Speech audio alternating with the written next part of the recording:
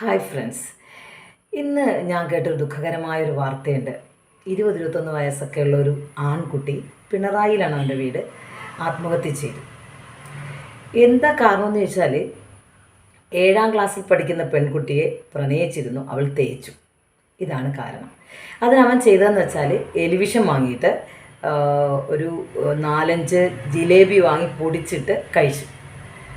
അന്നേ അവന് ഒരു വല്ലാത്ത അസ്വസ്ഥത ഉണ്ടായിരുന്നു. പിറ്റേ ദിവസം ഛർദ്ദിക്കാൻ തുടങ്ങി. അങ്ങനെ നിർത്താതെ ഛർദ്ദിയായപ്പോൾ ഡോക്ടറെ കാണിച്ചു. ഡോക്ടർ പറഞ്ഞു എന്തോ ഫുഡ് പോയ്സൺ ആണ്, എന്താ കഴിച്ചത് പറഞ്ഞിട്ടൊന്നും പറഞ്ഞില്ല. പിന്നെ അവശനായി കോപ്പറേറ്റീവ് ഹോസ്പിറ്റലിൽ, ഇവിടെ തലശ്ശേരി കൊടുവള്ളി കോപ്പറേറ്റീവ് ഹോസ്പിറ്റലിൽ അഡ്മിറ്റ് ചെയ്തു.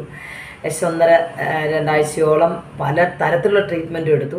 ലാസ്റ്റ് അവന് തന്നെ തോന്നി ഞാൻ ഇനി കൈവിട്ട് പോകുമെന്ന് തോന്നുമ്പോൾ ഡോക്ടർ പതിയെ ചോദിച്ചു എന്താ കഴിച്ചെന്ന് പറയുമെന്ന് ചോദിച്ചപ്പോഴാണ് അവൻ ഇത് പറഞ്ഞത്. അപ്പം നിനക്ക് ആദ്യമേ പറയായിരുന്നില്ലേ, എങ്കിൽ അതിൻ്റെ ട്രീറ്റ്മെൻറ്റ് നമുക്ക് എടുക്കാമായിരുന്നു.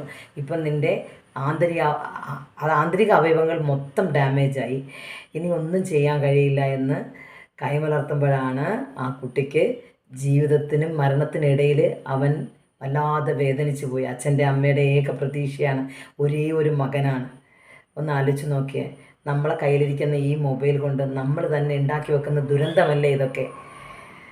സത്യത്തിൽ അത് കേട്ടിട്ട് വല്ലാത്തൊരു സങ്കടമായി. കാരണം എന്ന് വെച്ചാൽ 1.5 ആഴ്ച ഹോസ്പിറ്റലൈസ് ചെയ്തപ്പോൾ ഒരു 6-7 ലക്ഷം രൂപ കൂലിപ്പണിക്കാരായ ആ രക്ഷകർത്താക്കൾ ആ ഹോസ്പിറ്റലിൽ അടയ്ക്കേണ്ടിയും വന്നു. സ്വന്തം മകൻ്റെ ജീവനും നഷ്ടപ്പെട്ടു.